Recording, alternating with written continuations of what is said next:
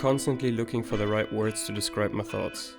Oftentimes, I find myself not having access to some parts of my inner workings. Something is unresolved, but it's not definitive enough to be communicated or worked out.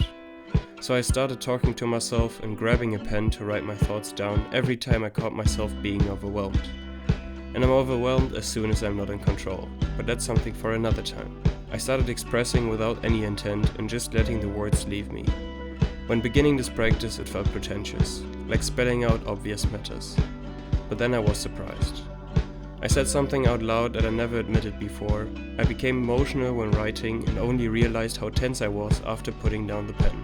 When reading what I wrote down, I was able to pin down what bothered me, even though it didn't feel precise when writing.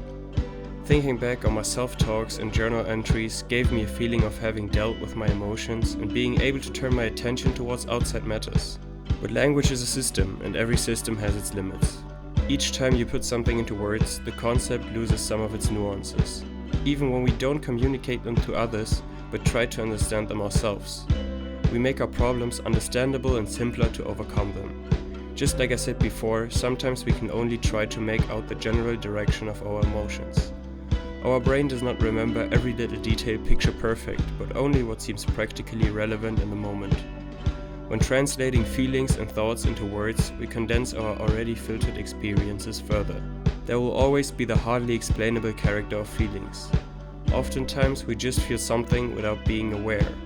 We do not actively concentrate on indicators and come to a logical result by analysis, but we just feel the atmosphere or what the other person tries to signal us. Emotions are fluid and unpredictable. Language is a fixed medium. Our inner workings are so varied and moody that language will never be able to express our feelings exactly the way we experience them. I think my perspective on language isn't one that others should adapt, because I feel obsessed at times. Expect to see more language and communication related videos as I constantly strive towards understanding my obsession. Thank you for listening.